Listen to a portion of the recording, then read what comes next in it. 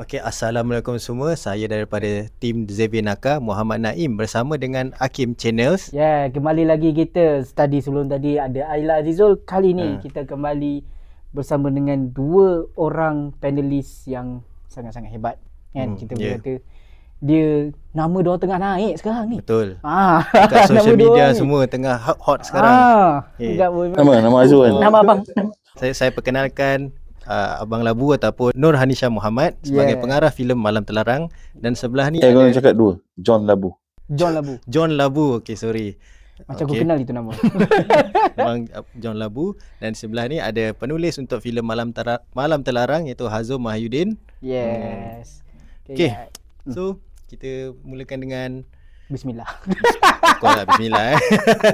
Okey, saya nak tanya Abang Labu lah sebelum kita nak mulakan podcast ni kan. Tanya Azul dulu. Kita kasih main game yang santai-santai. Ya, santai dulu lah. Ada game? Tak ada, dia tak bergerak. Tanya soalan je. Okay, so Abang Labu boleh bagi tak 3 filem yang Abang Labu suka? Filem tempatan. Oh, saya ingat saya suka Puteri Gunung Ledang. Okay. Saya ingat Kabir Bhatiar punya cerita, Stamp. Oh, yes.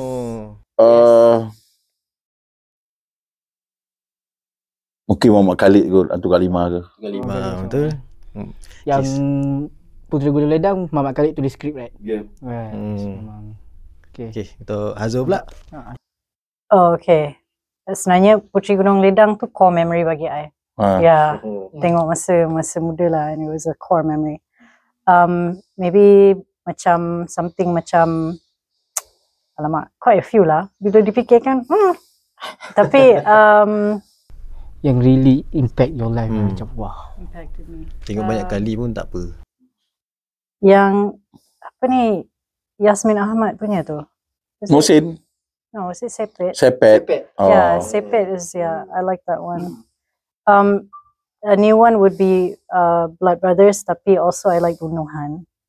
Yeah. Bagus. Yang pasal bunuhan tu kejap lagi Abang Labu Fikir langsung pasal Blood Brothers lah.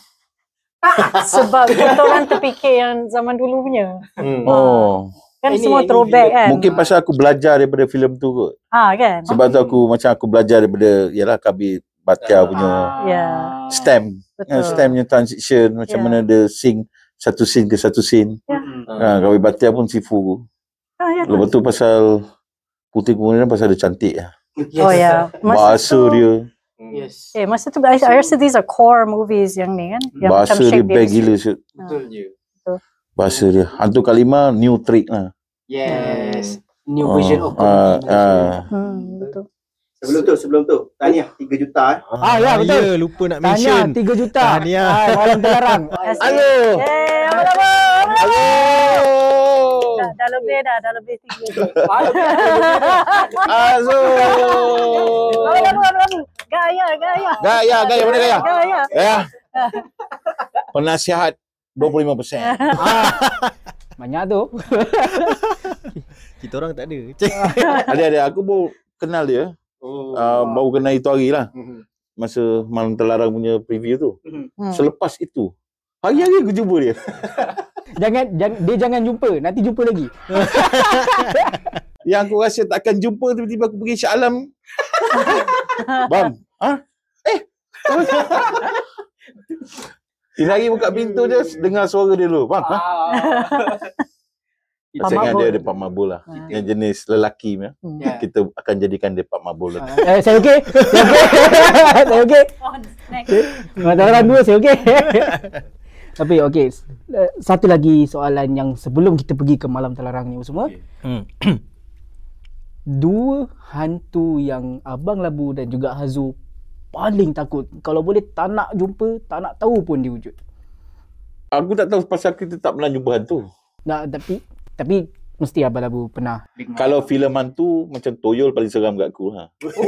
Toyol dia baduk Toyol tu yang duit tu. Yang cerita 70-an tu.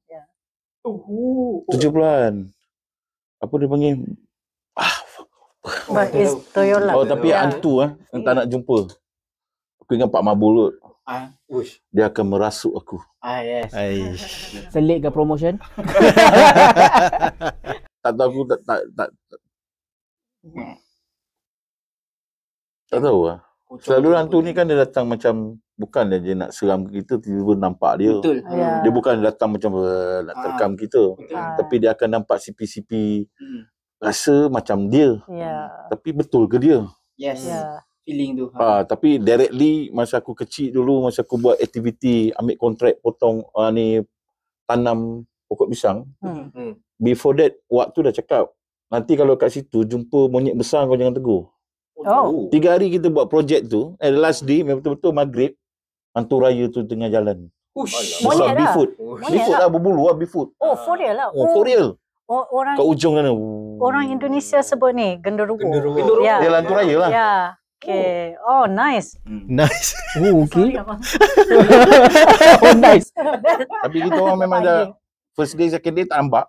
Last day dah habis projek tu macam tengah lepak nak ujung-ujung. Ujung sana besar siap. Macam Bigfoot. Memang nampak jelas. Nampak jelas. Second aku masih terngiang kalau lalu kat situ kat Gombak ah. Jangan. Saya setapak bang. Gombak 28. Jadi tanah kubur kat situ aku dulu ponteng sekolah. Maghrib hujan, Pontianak bawah pokok. Aku tak tahu benda tu aku nampak betul ke tak betul, tapi bila aku lalu lagi kat situ mesti aku cakap, dulu aku tengok Pontianak sini. Tapi dia berdiri lah. Tapi dia relax. Abang-abang relax. Dia tak gelabah. Dan paling dahsyat aku rasa, bukanlah dahsyat.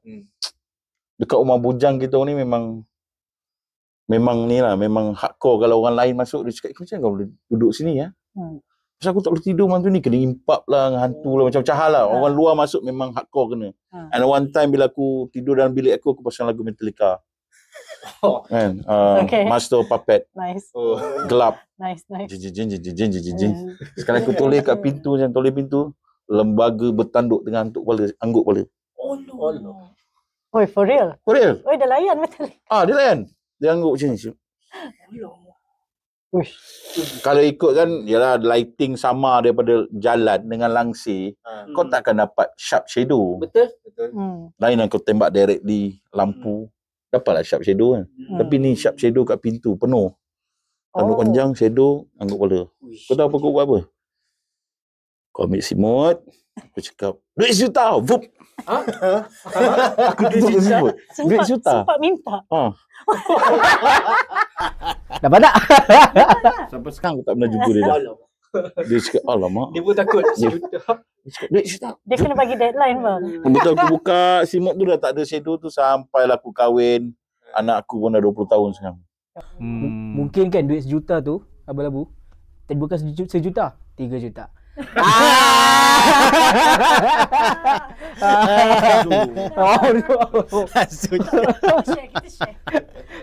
Okay, Azul lah. Yang you tak boleh tengok like menantang ni. Entahlah.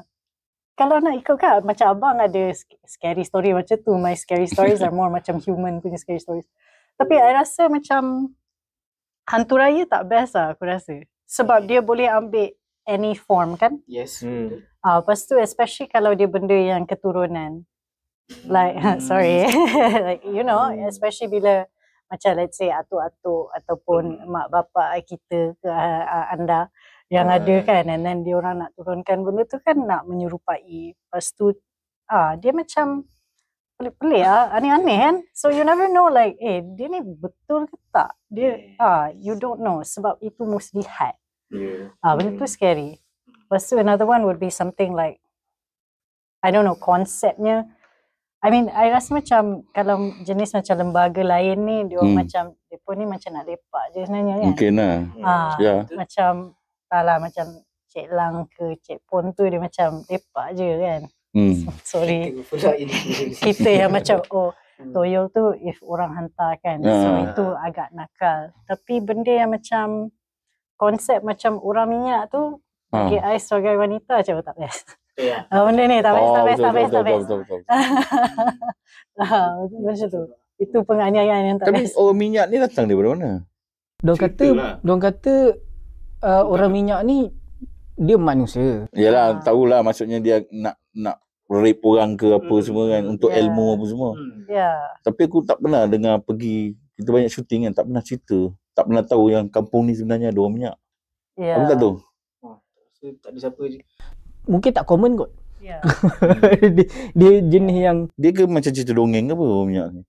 Kan? Dia macam maybe Kalau macam putih anak orang cakap, oh pernah nampak. Gini pernah alami macam aku kan. Hantu raya. Yang tu jin yang tanduk tu. Tapi orang minyak. Orang minyak dia susah nak dengan orang cerita kan. Dia macam 50s or 60s punya benda. But another one yang tak best I think is also like listed lah. Sebab dia halus kan. Dia halus, lepas tu macam dia boleh gali lubang in your and then they Alright, okay. Anyway. Right. Panjang ni. Okay lah, so untuk soalan Abang Labu. Dia terus straight. Pasal tadi dah panjang sangat lah. Okay, macam mana dapat idea awal untuk buat filem Malam Terlarang? Ush, idea? Boleh cerita je kan tu? Apa? Idea awal. Masa saya pitching. Maksudnya idea awal tu saya tak babit pun. Ya. Azul babit idea awal, idea asal dia yang buat skrip. Aku ingat aku dah masuk halfway selepas diorang dapat location pun. Masa prep. Diorang dah pergi Riki 6-7 kali. Diorang dah pergi naik pulau, turun pulau. Diorang dah dapat location. Boleh cerita? Boleh potong ya. Boleh je, nanti boleh potong. Tapi mungkin I kena cerita, then I have to cerita how the idea asal came about dulu lah. Then Abang Labu boleh sambung kot. Aku boleh sambung bila aku dapat naskah, bila Azul cerita. Dan Azul dulu lah. Like, how do you get this idea yang Okay, boleh. Good. Tapi panjang lah nanti aku edit. Boleh. Dia kesiapan editor je lah. Kita okay. Sorry guys. Okay. Macam mana timbulnya konsep ni Okay, so masa kita kat Shaw diberikan mandat untuk pitching cerita horror, cerita seram. So maksudnya semua orang akan macam berkumpul, budak-budak dev team, dan kita akan discuss apa konsep horror yang kita nak pitch. So proses tu agak intensif ya. So di mana kita daripada satu mandate tu, lepas tu kita buat horror, orang kata horror bootcamp. Kita buat benda ni dekat tempat Arif Zulkarnain. Hi Arif. And so macam horror bootcamp, and then dengan Alfie Palermo yang ni penulis OCT lah. So setiap seorang bagi idea ataupun logline. Masa tu saya bagi logline cerita lain pun. Benda tu and then dapatlah antara tiga tu dapatlah macam antara like all of us dapat 3 logline. And then logline I tu I develop benda tu 2 bulan. Lepas tu I dapat tahu benda tu dah ada orang yang lebih kurang develop idea macam tu. Lepas tu I macam so macam okay, so macam menjerit je, tak apa. And then so lepas tu kita pivot. So dia cakap kita kena juga buat cerita horror ni. So fine, I bagi 4 idea, 4 konsep yang berlainan. Ada kaitan sikit yang abang cakap genderuwo tu semua I pernah bagi this idea lah. So daripada 4 tu dia orang shortlist, dia orang bagi 1. So this is the idea yang Malam Terlarang lah lebih kurang. So masa I came in, kita orang dah green light. It's just untuk, I guess macam for me to ceritakan this, it's more like untuk memberikan gambaran kepada orang macam mana proses penyaringan proposal dan proses konsep tu kan. Sebab benda tu is not macam kita pitch terus dapat. Tak, it's like macam you pitch logline tu okay ke tak, then I pitch dengan deck, then deck I berapa ni dengan siap dengan apa. My deck was like 30 pages, and after that daripada tu I pitch lagi. Kita pitch dalam 3-4 kali, and after that green light, and after that figure out apa budget, and then after the budget macam tu. And after that I buat the Bible lah. So basically how the idea came about was essentially actually objektif I ialah untuk membuat cerita hantu yang kalau you keluarkan semua elemen hantu pun benda tu agak horrifying. Dan I nak buat cerita yang it's mystery sort of thing, something yang covering benda yang berkisahkan very Nusantara. Sebab I sendiri teringin nak tengok cerita Nusantara yang asli, like a Malaysian Nusantara horror story. Dan kalau ikutkan, I mean korang dah tengok the story, the whole thing about isu yang terjadi tu di Pangkin dan perjanjian tu semua, it's, kalau statistically kes-kes sebegitu dah meningkat sejak tahun 2020. Actually kes macam ni meningkat setiap 5 tahun, dan keganasan ataupun penderaan terhadap penderaan berbentuk sebegitu, 85 to 90% statistically dilakukan oleh orang yang rapat dengan kita dalam family. So benda macam ni adalah actually, kalau you keluarkan hantu semua, the issue is actually that. Betul. How benda ni terjadi dan benda tu menjadi suatu, you know, it's just benda yang tidak like even not humane. Yeah. Things. Betul. And it's also the fact that like I see some reviews or some people sometimes they say, oh benda tu memang benda tu jelit dan sebagainya, tapi orang kadang dia cakap oh benda tu ada benda lucah. It's not lucah tau, benda tu adalah penderaan. Dia bukan kelucahan tau. So selagi that mindset tak berubah, dia akan jadi macam tu. So that was also why we did the story. Sorry panjang. Okay, bye. So adakah when you dapat green light untuk buat ni, dan terus you buat budget apa semua tu kan, dia cari liki semua, adakah skrip tu the final draft ataupun that's dah berapa kali draft lah? Oh no. Nak buat skrip tu lagi lah. So I mean kalau nak diikutkan, my credit is creative producer and head writer. So cara penulisan saya adalah cara yang kolaboratif. Sebab saya personally lah, saya tak suka menulis sendiri. Saya rasa benda tu syok sendiri. I rasa kalau I lah, mungkin I bukan macam genius savant like macam look at my ideas, best gila apa itu. I tak boleh. I rasa macam okay ni macam aku rasa macam tu. So I penulis yang kolaboratif. So what happened was masa Bible tu, we call it a story Bible lah kan. So di mana kita cerita semua watak ni. So it's a big Excel master breakdown di mana cerita semua. So setiap watak ada backstory dia, apa ni, apa yang ni, backstory yang korang tak akan nampak pun. Tapi benda tu akan menjadi basis kepada pemikiran kita. Yes, betul. So masa I pitch pun, segala backstory lebih kurang dengan plot twist tu semua dah ada. Itulah yang I pitch. Itulah yang ni. So plot twist dia, itulah memang structure cerita dia, itu apa akan terjadi, ini clues yang dia akan jumpa, bla bla bla. In fact ada lagi banyak jump scare dan ada lagi banyak clues. Tapi bila I masuk, I buat I pergi buat writers room dengan gang, then we figured it out together dengan Ayam, dengan geng-geng Shaw, dengan geng-geng Infi. So kita buat that writers room maybe 2 minggu. And then after that I did another pass dengan Arif Zulkarnain dengan Haris Emno. So Arif ni because I rasa dia ada vibe Pantai Timur tu, dia memang orang Terengganu. So I bukan orang yang tu. Lepas tu kerisauan I ialah I orang yang mungkin I urban kan. I tak membesar ataupun dilahirkan kat sini. Itu masalah I. So I rasa macam habis aku kalau buat cerita urban ni mampu satu kan. So sorry. Edit yang tu. So duduk dengan Arif, dengan Haris, so kita orang rombak balik. Arif dengan Haris banyak membantu dari segi yang politik tu, dia punya grandfather. So sebab cerita I is very POV perempuan kan. So I know that I want the political thing, the ketua kampung tu semua dah ada, but I needed more realism. So Arif ada background tu dan dia ni. So discuss ni buat, so I buat draft 0, I buat draft 1 sendiri. My draft 0, my draft 1 will be absolutely terrible. I'm telling you, writing is rewriting writing is, kalau draft 1 you dahsyat, I tak tahu nak cakap apa lah. Tapi macam my draft 1 is terrible, so just keep going. So buat and after that draft 2 I buat separuh dengan Haris. So separuh I punya dan Haris ambil dan kita gabung. So kita Voltron benda tu, dan kita orang start prep sikit ni. And then after that barulah masuk saudara Bujung. Bujung masuk dengan fresh eye. Maksudnya dia tak tahu apa-apa tentang cerita ni sebab kita orang dah tepu kan. I dah tengok benda ni daripada, I dah pitch daripada zaman bila, lepas tu I buat, lepas tu I ni, lepas tu you tulis lagi, you dah tepu kan.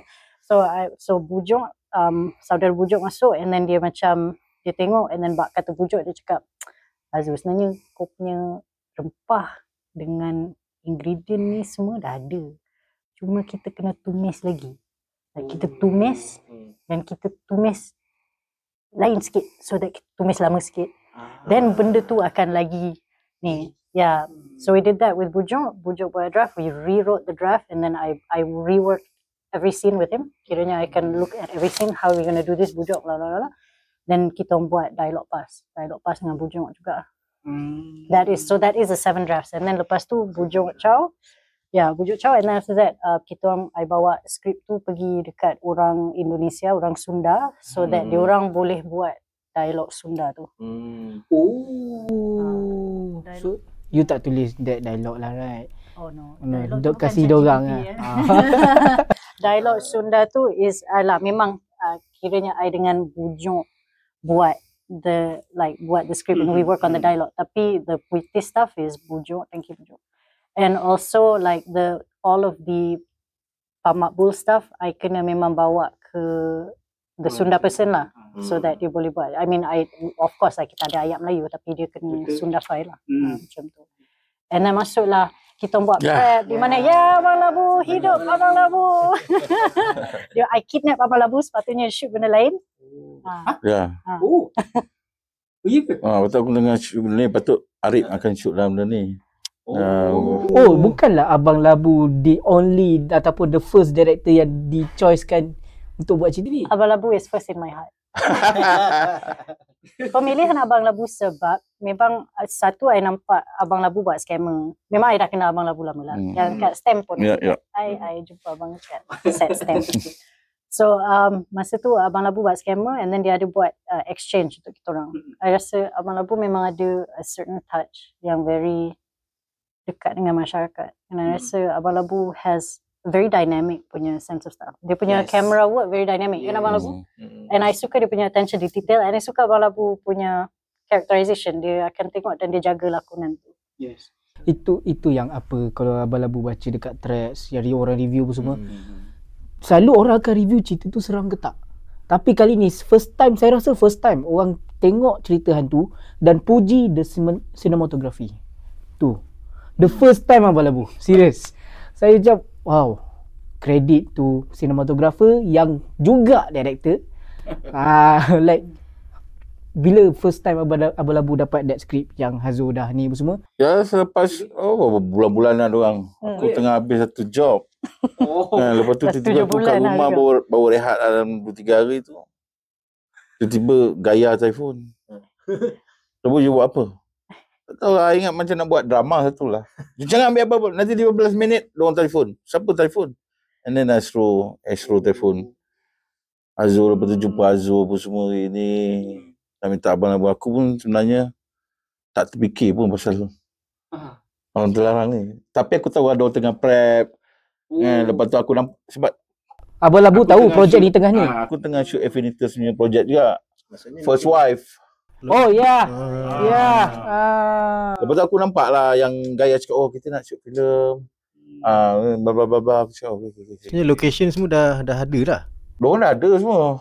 Masa awal tu rumah ada first recce tapi I macam belum. Dia masa tu belum. Tapi kalau nak ikut itulah yang macam diorang nak lock.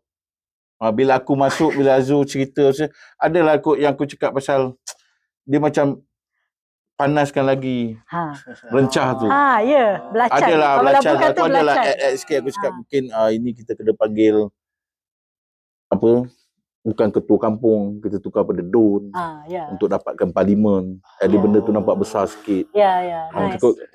Sebab end of the day bila orang cakap kenapa pasal kampung kita kena korbankan cucu kita ni. Contohlah. Spoiler. Orang dah tengok dah. Ramai dah tengok. Boleh. Best. Maksudnya Azul pun ada dekat situ. Aku tak tahu, tak adalah aku akan bila Azul masuk tunjuk cerita tu aku cakap tak best. Aku ikut. Sebab orang dah prep lama best. Tapi bila kita sampai hari-hari yang kita buat, kadang ada juga minta Azul boleh tak bantukan ni sikit. Azul setuju tak kalau kita tambah dek montaj sikit? Ya, betul. Kan? Nanti Azul fikirlah macam mana masuk VO dia. Kan color breed tu best lah. Ya, alhamdulillah. Aku macam action pun aku dengan lamb. Ya. Hari-hari aku akan tangkap lamb. Apa kata macam ni sikit. Jadi color breed tu lah. Aku rasa benda ni kalau nampak berjaya, kalau diorang cakap terima kasih 3 juta, tapi bukan seorang lah. Yeah, of course it's more. It's color breed lah. Kalau orang tak setuju, kalau dia ada kepala dia ni ada nak pertahankan benda ni. Selalu kita akan discuss kenapa benda tu jadi begitu. Betul. Kalau dapat jawapan, okey, mari kita shoot. Yes. Sebelum kita shoot, sebelum Azul cerita, kenapa dia Azul macam ni? Oh, dia macam ni. Okey. Dalam kita cuba cari loophole tu dulu sebelum kita shoot. Betul, yang Dun tu ingat. Yes, abang bagi yang Dun tu. Kalau tak, dia macam ketua kampung macam tu. And then it wasn't enough stakes. Tapi I rasa macam yang best perencah abang is also like, kalau ikut kan abang Labu utai ikut. Kan? I mean, abang Labu utai ikut. Gaya utai ikut. I mean, dah tahu lama.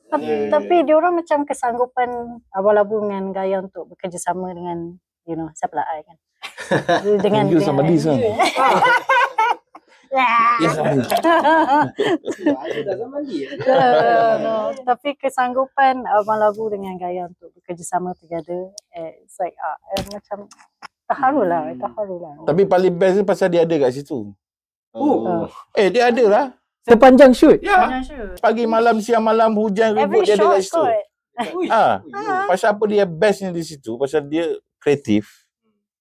Dia pegang showrunner something. Gaya memang input dia lah. Sebagai producer, pastikan benda ni betul. Cantik tak cantik. I rasa lakonan ni macam you kena tambah sikit. Gaya lah. Lokasi ni dia rasa tak best lah kat sini, kita kena macam gini. Betul tak betul barang tu, itu memang Gaya lah. Kalau dia tak ada mata dia pun payah lah. Tapi yang best part, sebab dia ada kat sini. Dia ada all way, every shot. Maksudnya apa benda yang kita rasa macam Azul, rasa macam mana? Direct terus, tak perlu nak call, tak ada nak tunggu-tunggu apa semua kan. Maksudnya kita discuss, abang rasa macam kurang sikit. Azul rasa macam mana? Okey, apa kata kalau tukar macam gini pula? Tapi satu soalan. Kalau dari segi skrip apa semua Abang Labu kan, ada tak Abang Labu like tengah shoot ni, bila tengah shoot kita mesti akan tengok skrip juga kan, apa yang orang cakap. Ada tak Abang Labu fikir, okay, next punya ni tak kenalah dengan ni, Abang Labu yang sendiri tukar without telling her? Tak ada. Selalunya kita akan tukar apabila barang kita tak ada. Jalan tu akan jadi lain. Sepatutnya jalan tu kena ada bumper 4. Tapi bumper tak ada lubang. Macam mana kau nak elak bumper daripada elak lubang? Macam mana kau nak menyelesaikan masalah tu? Itu yang terjadi dengan kita lah. Tapi kita cuba manage lah. Dan semua is a collaboration sebab prop pun ada yang kita buat. Ada prop I buat sendiri. Ada? Adalah banyak benda lah yang kita tahu buat tu kan. Yes. Rumah tu rosak kan? Dibaiki balik ke macam mana? Ni abang bagi kita. Okey, abang. Ini rumah ni rezeki lah. Selepas kita balik Pahang. Kita direct terus kan? Daripada Pahang tu pergi Banting kan? Padahal rumah Pahang tu power kot. Rumah Pahang tu power juga sebenarnya. Daripada Pahang, Ricky kat Pahang, lepas tu cakap, dah tak ada masa, jomlah kita jalan ke Banting hari yang sama. Ya. Petang tu juga. Petang tu juga. Jadi kita sampai Banting petang. Lepas tu kita pasal nak kayu bakau, sebab diorang dah ada kayu bakau diorang. Yang diorang dah Ricky awal tu dulu, macam dekat Johor apa semua. Cantik tu, cantik. Tapi timing joystick, sebab kita masa suntuk. Itu lagi mencabar kalau kita pergi situ . Kat Mesing, kat Johor. Yang tu gila, dia cantik tapi dia macam you boleh shoot 2 jam. Dia macam tu je. Macam tak boleh. Sebab dengan timing masa dia kita punya timing air laut tu. Lepas tu kita cakap kayu bakau, kita cuba pergi tengok Banting lah. Ada one part bila sampai kat Banting tengah jalan-jalan, lepas tu ada kubur tu. Kubur belakang tu ada kayu bakau. So itu bukan buat. Kubur tu bukan buat. Memang ada kat dalam. Ada. Nampak ujung tu sikit kan. Sebenarnya aku dah suruh budak prop letak pagar. Geram je. Tak, aku sebenarnya nak suruh dia letak pagar atap rumbia. Cover yang ujung tu, jangan nampak kubur. Cocok. You cerita pasal kubur yang scene diorang kubur kat pantai tu ke apa? Dia ada dua kubur tu kan. Satu yang masa Safa mati tu. Okey. Satu lagi yang berlabu tu. Itu pun saya nampak juga. Dekat rumah kat ujung tu. Okey. Kubur Safa tu kita buat. Sebab kita buat. Itu bukan kubur yang sunat, tapi kubur yang satu lagi yang you ternampak tu, yang ni itulah kubur yang accidentally. Betul aku. Nak pergi kayu bakar tu kena masuk kubur tu. Bila masuk kubur tu sampai ujung kubur, nak tengok kayu bakar ada jalan ke whatever yang kita boleh shoot. Kan? Bila U-turn balik aku nampak bumbung. Nampak bumbung rumah tu. Rumah tu dah hutan siap. Tinggal bumbung ke. Lepas tu dia ada veranda kan? Dia ada veranda memang tak nampak tapi macam sebab kita tahu bumbung dia mahal. Abang tahu bumbung tu mahal pasal atap genting. Atap genting orang kaya je boleh pakai bro. Yang tebal warna oranye tu. Memang atap genting lama. So ni rumah apa dia aku tengok nampak bumbung je. Jom kita cek jalan. Keluar dari bubuk, keluar tu carilah sempang menghala ke rumah tu. Diorang pun masuklah ke pesawit, aku tunggu dalam kereta je. Kita ledah tu. Naik. Tak boleh cerita lah. Tak apa, boleh. Potong lah. Panjat pagar semua habis. Memang pagar tu kan macam dah roboh pun je, dah semak pun semua. Terpaksa ikut ke pesawit. Ikut jalan tepi ke pesawit yang macam lapang sikit. Lepas tu baru dia enter ke pagar rumah tu. Diorang ceroboh lah, ceroboh lah. Lepas tu aku pun cakap apa hal diorang lama sangat ni. Diorang keluar je macam cantik abang ya Allah. Dah dapat location. Rezeki tu Tuhan. Alhamdulillah. Tapi rumah tu tak ada siapa? Owner ke? Ada yang jaga. Dia kena buat siasatan lah. Lepas kita dah tengok rumah tu macam classified, kita tanyalah orang kampung. Siapa punya rumah. Orang kampung cakap adalah orang yang jaga rumput tu. Carilah orang jaga rumput kan. Daripada orang jaga rumput tu barulah dia cerita siapa yang punya rumah tu. Betul. So fun facts pasal rumah tu. Okay. Okay. Rumah tu dia pemilik asal dia orang KL. So sebab masa COVID tu dia dah keluar daripada rumah tu, dia agak berumur lah dia. So cucu dia jaga.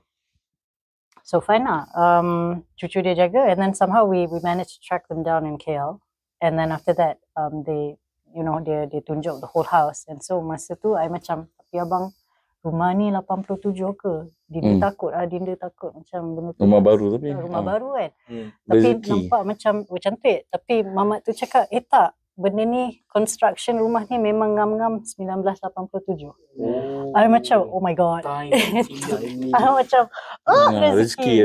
Memang rezeki. Tu Tuhannya rezeki. And then it turned out that cucu dia muda tau. Lepas tu bila jumpa, dia macam satu lagi rintangan, kadang-kadang kita punya rintangan, kalau location cantik, diorang ni bagi shoot ke kan.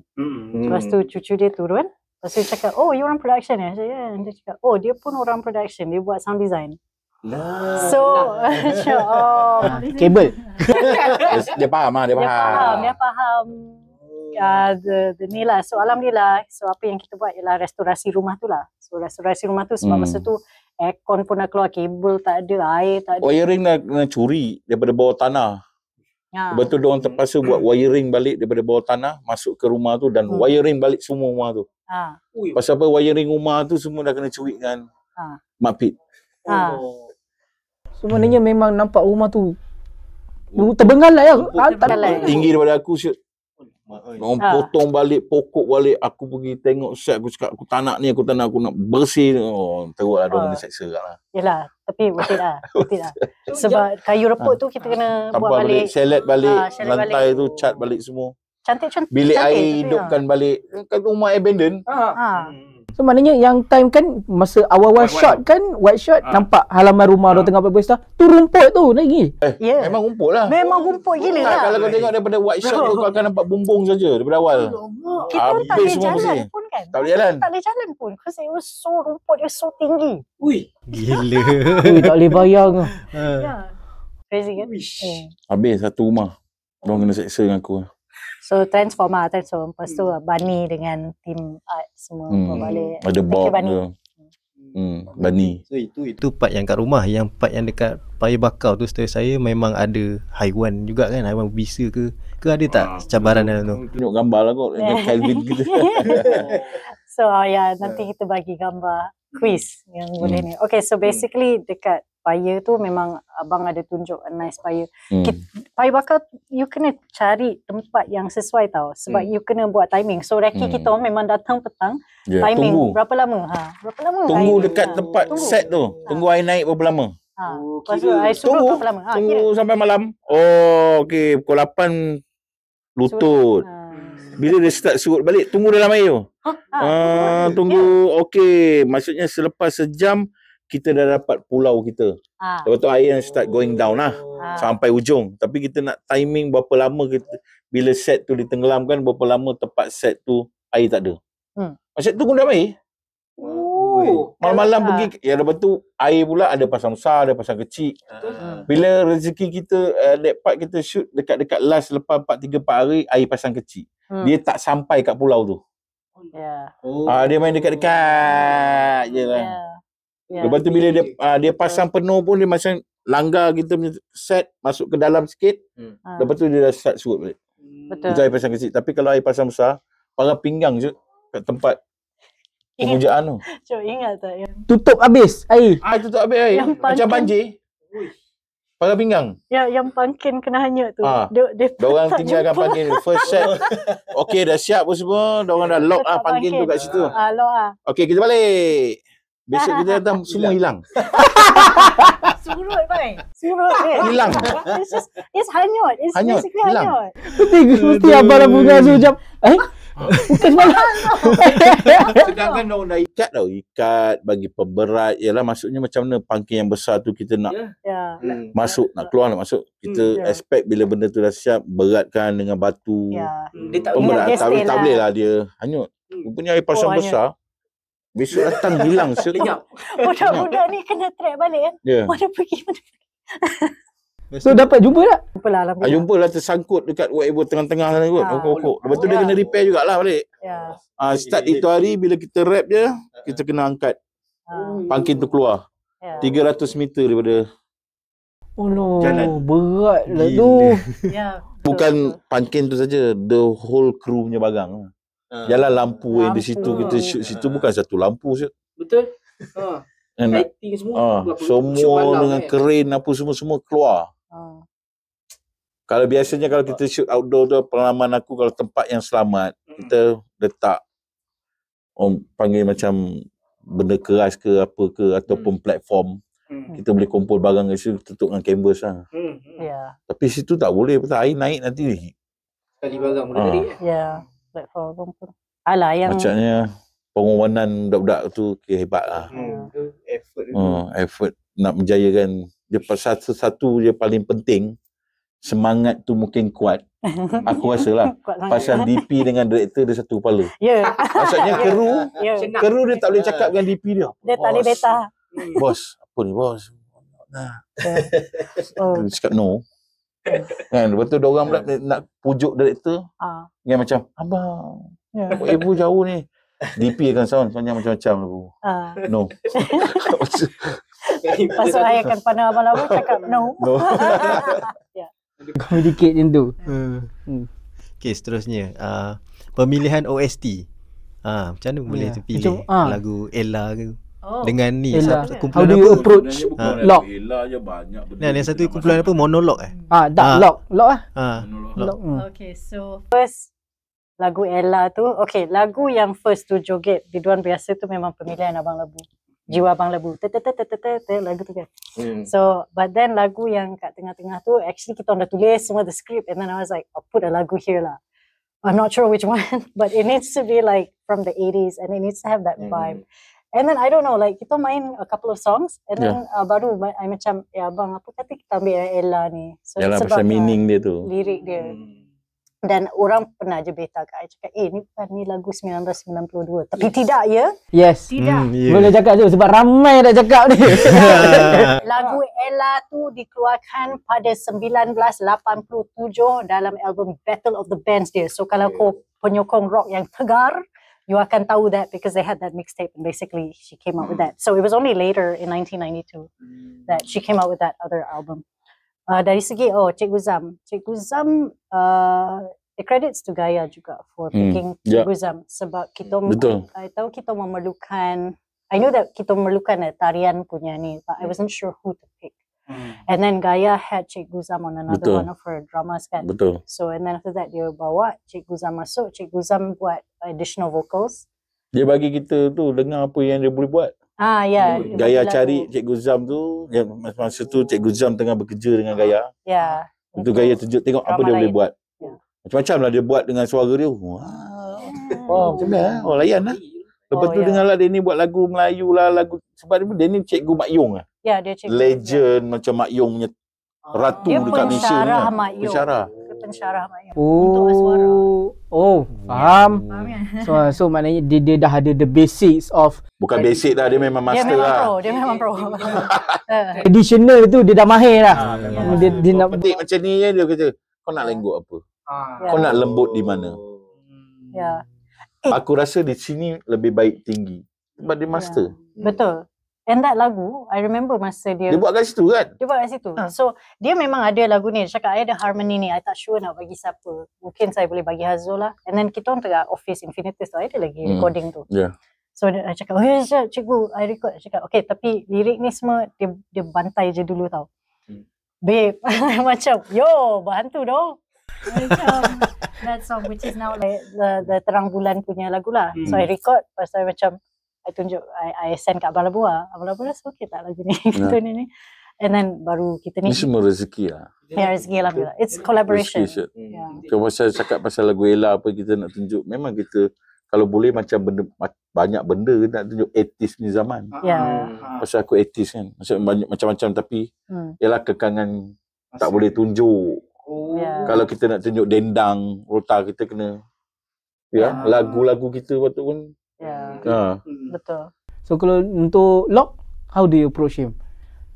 Abang Lok. So Lok masa post banyak I was really involved in post. So masa post memang I was with everyone nearly every day tau. So Abang Lok ni mula-mula well, credits to Ryan Ches as well. Ryan Ches buat a first draft of our first reel, tapi kita ada masalah penjadualan. I tengok Kaha masa tu dan I risau Lok tak ada masa untuk buat job ni. Tapi after a while, macam my timeline jadi okay sikit and then I macam, kata tanya Lok. So I jumpa, I cakap, Abang Lok, sudi tak? I mean, Abang Lok kot. I mean, monologue, come on. Betul. I mean, Butterfingers kot. I mean, kita grow up, tengok dia punya gig. And then sekarang macam, abang pun dia tak buat. And so he was like, yeah, okay. Dia memang teringin nak buat cerita horror, Alhamdulillah. So, daripada edit pun, masa kita buat editing, I buat playlist. Playlist I ada dalam 80 ke 100 lagu daripada Spotify. Di mana I memang kumpul, sebab masa tu kita buat editing kan. So masa kita edit, kita buat abaikan di sana. Thank you. Time check. So masa kita edit, kita memang pilih, I memang masa kita shoot, I memang pilih a bunch of songs yang I rasa ini vibe dia. So maybe songs from The Witch ke, Hereditary, songs from Pengabdi Setan, Seksa Kubur, macam tu OST. So I kumpul, so I rasa macam ini vibe dia. And then so bila I jumpa Abang Lok, I cakap, Abang Lok, I rasa kita punya cerita ni kita buat vibe gamelan, fusion, Nusantara. Tapi kita kan ada rules. Yes, yeah. Oh, ada yes, rules dia, no music, gitar ke, wave bass ke, ataupun benda-benda baru. Betul. Sebab dia perlukan traditional punya. Apa pun dia nak buat, kena traditional. Whatever lah. Traditional tak kira lah apa pun dia nak panggil. Betul. Tapi alat muzik mesti traditional. Ya. Sini. Bukan Indonesia tau. Ya. So gamelan yang dibuat tu sebab the conversation with Lok, masa tu kita buat this thing called spotting tau. Bila you buat spotting, maksudnya bila you dah pick lock, you dah lock you punya editing, you akan bawa dekat you punya VFX, you bawa to your composer and whatnot, and then you cakap ini dia punya duration, we're going to work on this cut tau. I rasa I buat spotting Abang Lok 3 kali, meaning you watch the whole movie with him 3 kali and you tell him macam every scene, Abang Lok kita buat macam ni, kita buat macam ni, apa kata kita buat macam ni, kita buat. So kita identify how many themes kita ada. I rasa kita kena ada 3-4 theme, dan theme ni kita buat, jadikan this one master theme, kita jadikan sedih version, a happy version macam tu. So tema adik-beradik, tema Mak Noni, tema mak bapak kan. And then from there, and then also kita kepung juga macam Abang Lok, like there were instruments yang kalau boleh kita tak nak, macam piano doesn't work. Kita orang macam this is like like laut, it needs to be a bit more fluid. So we have to go with bunyi dia lembut ni, soothing. So we have like a violin ni, and then after that we have quartet. Semua instrumentation tu Abang Lok record ya. So dia memang ada gamelan, so dia tanya ni gamelan apa, so saya cakap kita nak buat macam skala pelok, pelok dengan silendro. That is gamelan yang Jawa kan. Yeah, they have those scales, pelok and silendro. So I said maybe we use these scales, and then he was like, tak, kita buat gamelan Pahang pentatonic. So I macam let's do it with weird minor scales. So the whole thing was like what we were thinking about there's a word that we use in sound design. It was dissonance. So you have the gamelan, it sounds like gamelan, but you tweak it just a bit so that it sounds really disturbing. So that's what you call dissonance. So macam there's a disturbingness to it that's like macam that gives something to it that's a bit different. Sorry, I cakap dia. Okay. Tak apa. Panjang, sorry. Betul. Okay, memandangkan masa pun mencemburui kita. Tapi kita untuk last question, yang ni saya boleh kata agak panas. Dia berkaitan dengan industri kita lah. Kan? Okay, pandangan Abang Labu dan juga Hazo berkenaan adakah pengkritik filem ataupun KOL ataupun influencer ni penting untuk industri kita ni, ataupun like diorang ni hanya menyemak je dalam ni yang yalah, diorang ni banyak menghancurkan berbanding daripada yang menaikkan. Pandangan? Tak, bagi aku diorang ni bagi semangat kat kita orang untuk buat benda yang terbaik. Tak tahu, aku ni first film aku. Aku selalu tengok diorang review filem-filem. Ya, filem-filem yang keluar sebelum aku buat filem aku. Aku rasa good thing dia bagi kita cabaran. Macam mana kita nak buat cerita supaya jadi yang terbaik.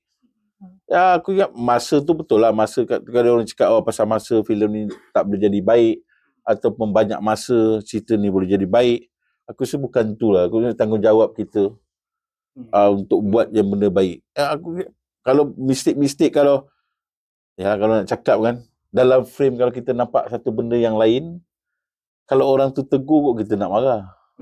Benda betul. Aku rasa influencer ataupun tiktokers yang buat review pasal filem-filem ni, aku rasa membina kita sebagai pembuat filem ataupun sinematografi, berjaga-jaga, please do yang terbaik. Bagi aku lah. Kalau Hazo? Bukan penyemak. Yalah, maksudnya kita tak boleh shock sendiri macam Hazo cakap. So, mesti ada kawan, borak, dan dorang ni walaupun kita tak kenal, tiktokers ke apa, bila dia tengok whatever hasil-hasil yang dia rasa dia nak komen, kita patut tengok lah apa yang kita boleh perbaiki akan datang. Kalau Hazo pula, dari segi your opinion on this? Sejujurnya, industri kita is a very unique sort of industry. Jawab BI, sorry. It's a very unique industry. Boleh ke? Boleh. Sila. Open, nak maki pun okey. No. It's a very unique industry in the sense that it is one of those rare kind of professions or careers where everything you do is up for critique and judgment. Yes.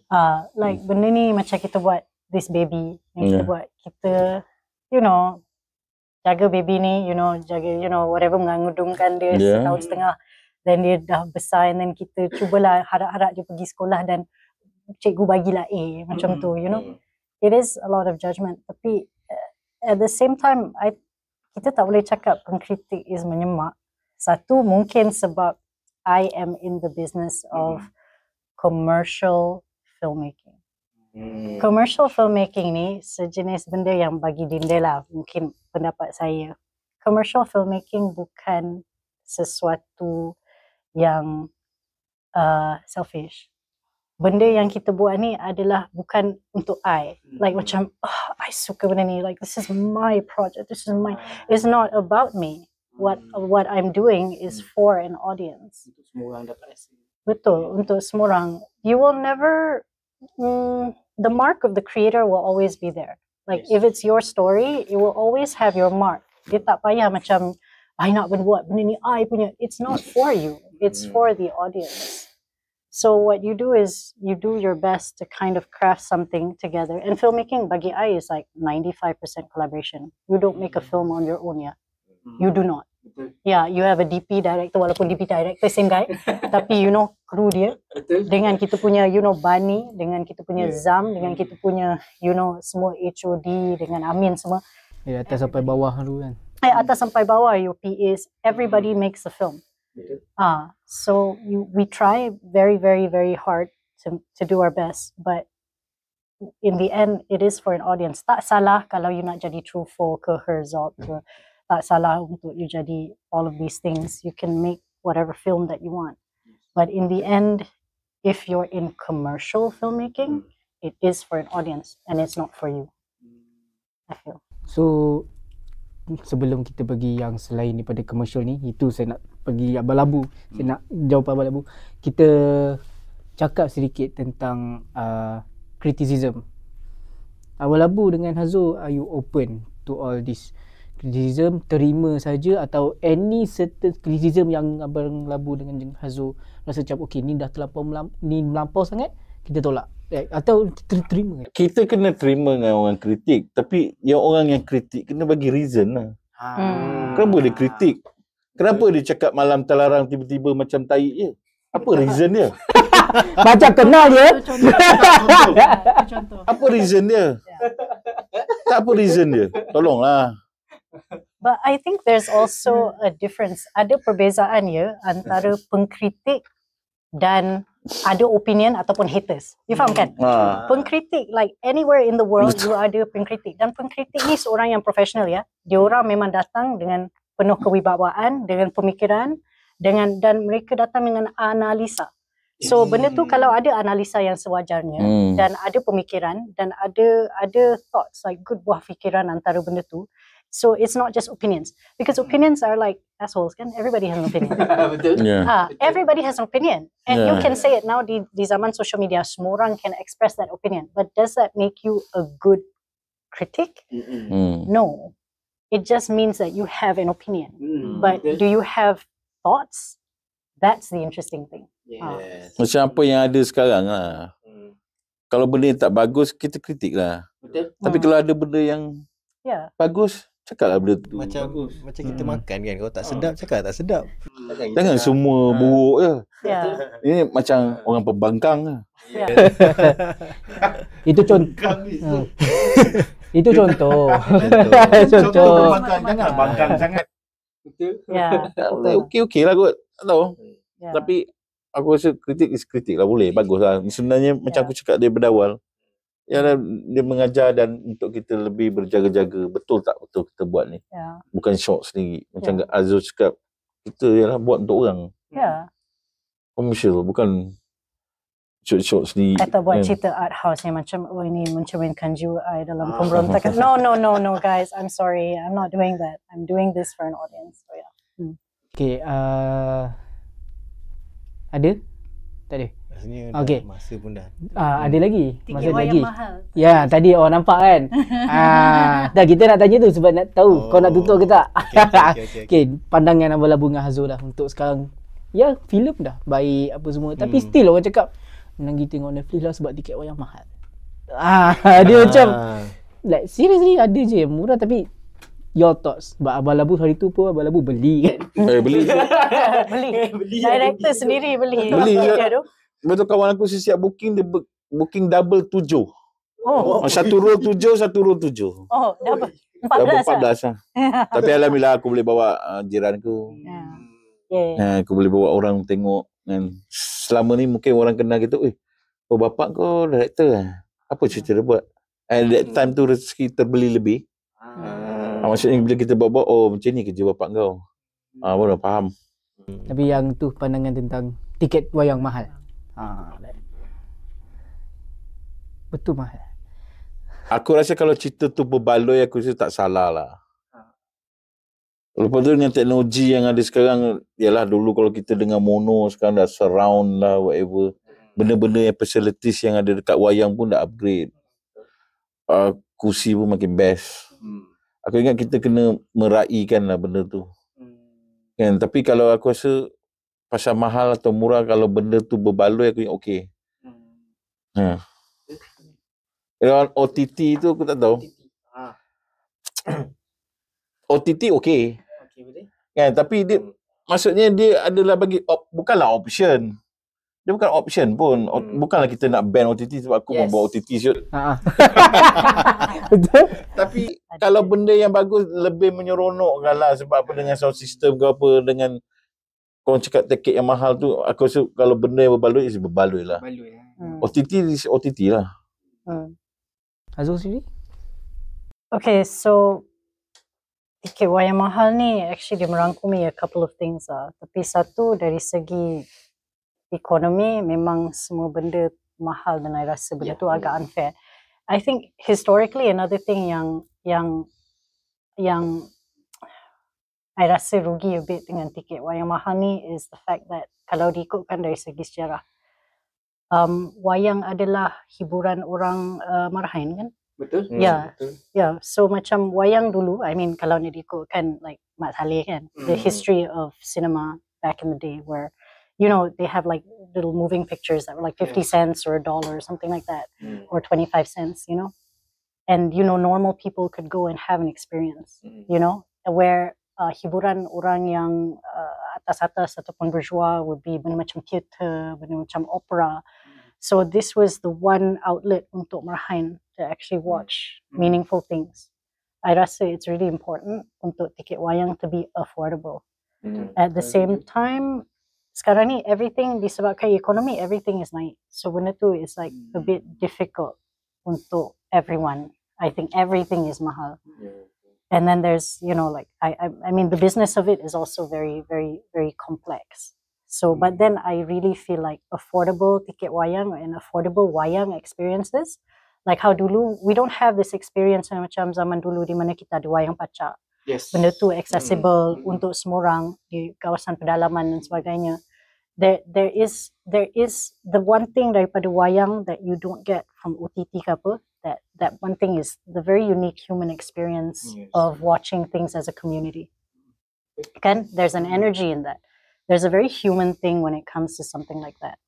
Beza bila kita duduk kat rumah, boleh pause, boleh fast forward, boleh backwards, banding kita ramai-ramai. Dan lebih disiplin lah. Mendisiplinkan diri kita untuk menghargai apa yang orang buat.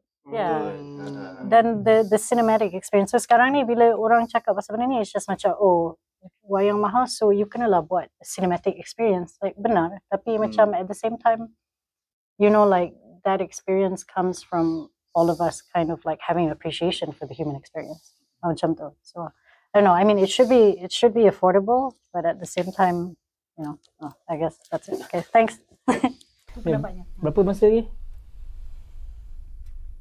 5 minit lagi. 5 minit. Okay. FFM, Babah. Boleh. Ya. Babah? FFM, Babah Hunang. Your thoughts on like, sebab dulu masa filem tu keluar ramai puji. Best apa semua. Tapi sekarang ni kalau kita tengok ramai keji. Kenapa? Tak tahu. Itu yang peliknya, like kalau Blood Brothers menang kau orang marah. Kalau Solos menang kau orang marah. Babah dia ada satu jalan cerita yang menarik pun juga kena dengan orang tak suka, like korang Abang Labu dengan Hazul punya thoughts on layak ke tidak. Dan lagi satu, kenapa? Aku Babah ni aku tak tahu dia cakap pasal Babah ni. Kalau nak cakap dia layak pun sebab kita tak tengok. Oh, Abang Labu tak tengok lagi? Bila tengok, bila aku nak letakkan satu komen yang kita tak tengok, rasa macam, tapi maksudnya apa yang diorang buat tu betul kot. Tapi mungkin orang frust kot dengan, yalah, kita tengok dua filem berbeza kot.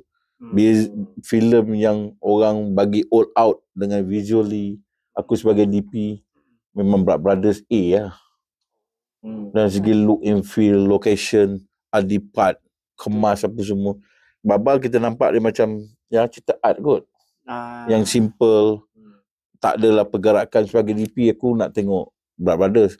Dia mengajar kita dengan teknikal baru. Cara lighting, cara movement kamera. Tapi Baba is basic. Tapi mungkin drama dia. Tapi kalau dia jadi filem terbaik, di antara dua benda apa yang diorang cari sebenarnya.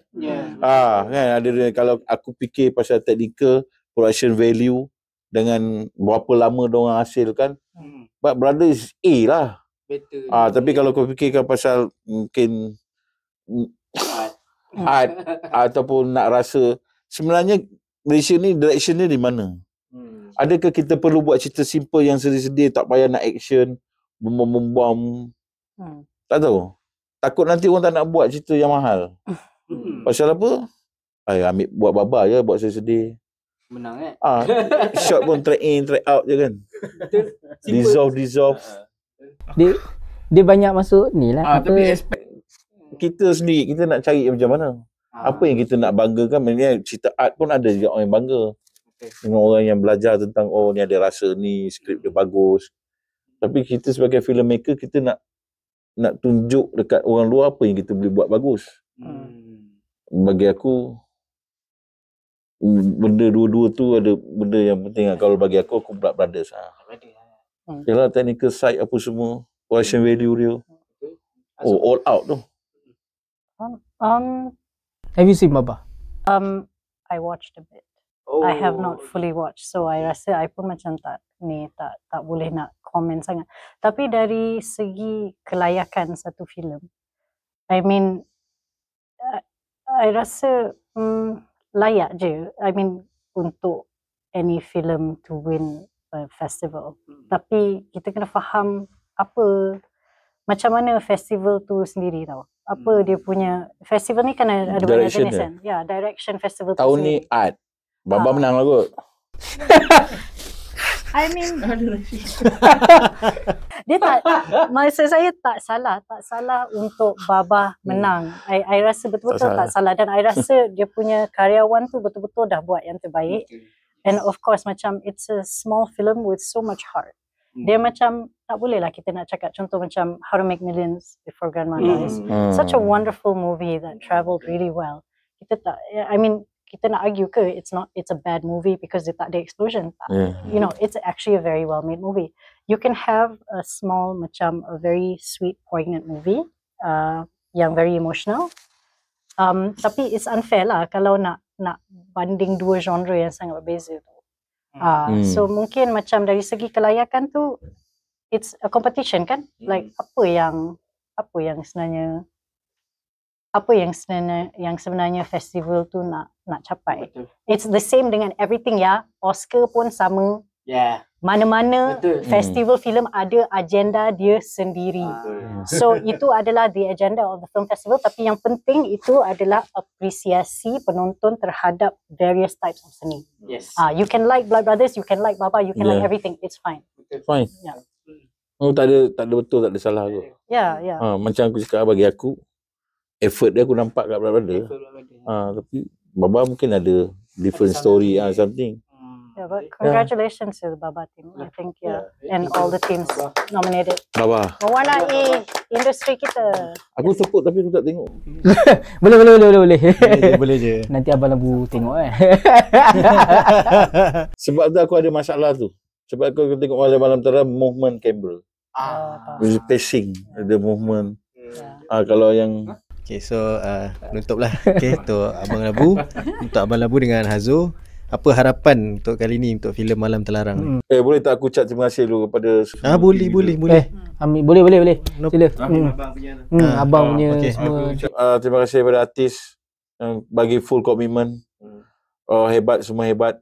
Kru, technical, production dan Gaya kena percaya kat saya, dan Astro dan Azo kena nampak saya di belakang semak samun. Thank you guys. Harapan saya rasa Malam Terlarang bolehlah meninggalkan kesan yang baik untuk kita semua. InsyaAllah. Kalau dikaji adalah. Kalau dihayati ada. Ada. InsyaAllah.